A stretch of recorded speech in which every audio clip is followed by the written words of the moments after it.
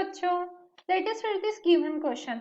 So the given question says that when the state of gas adiabatically changed from an equilibrium state A to another equilibrium state B, an amount of work done on the system is 35 joules.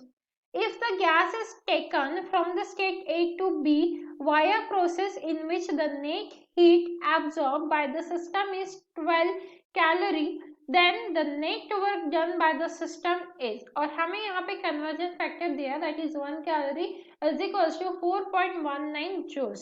तो अब यहाँ पे आप देख सकते हो दो cases दी गई है, तो हम सबसे पहले फर्स्ट केस की बात करेंगे.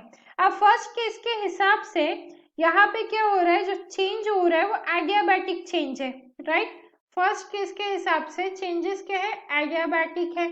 अब जैसे एडियाबैटिक ये वर्ड आ जाता है, डेल्टा क्यू क्या हो जाता है, जीरो हो जाता है. अब delta Q is equal to क्या हो गया, हमारा जीरो हो गया. और डेल्टा डब्ल्यू की वैल्यू हमें दी है 35 जूल्स.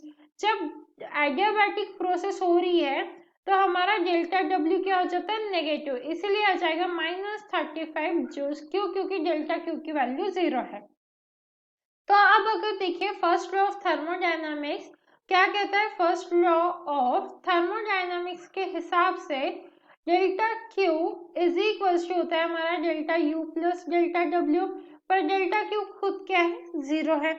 तो यहाँ पे हमें क्या मिल जाएगा, delta U is equal to minus of delta W.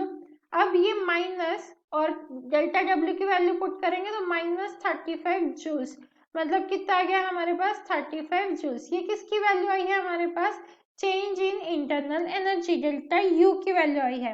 अब हम क्या करेंगे, सेकंड केस देखेंगे. यहाँ पे हम सेकंड केस देख लेते हैं. तो सेकंड केस के हिसाब से जो हमारा डेल्टा क्यू है वो कितना है, 12 कैलोरी है, राइट. अब हमें कन्वर्जन फैक्टर दिया है 1 calorie is equal to 4.19 joules, तो उसका यूज कर लेते हैं. तो ये 12 इंटू 4.19 जूल्स, तो इसे जब सॉल्व करेंगे तो आंसर आ जाएगा हमारा 50.4 जूल्स. हमने क्या किया, सिर्फ कैलोरी से जूल्स में कन्वर्ट किया डेल्टा क्यू को. अब हमें निकालना क्या है, इसमें वर्क डन निकालना है. मतलब delta W is equal to क्या लिख सकते हैं हम यहाँ पे, delta Q minus delta U, right. अब डेल्टा क्यू की वैल्यू तो हमने निकाल ली है, वो है हमारे 50.4, और डेल्टा यू की वैल्यू कहाँ से आएगी, यहाँ से जो हमने प्रीवियस केस में निकाली, तो ये आ गया हमारा 35. तो अब जब हम ये सब्ट्रैक्शन करेंगे तो हमारे पास आंसर आ जाएगा 15.4 joules, that is delta W.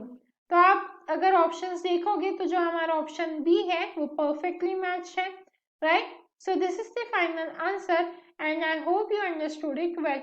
All the best.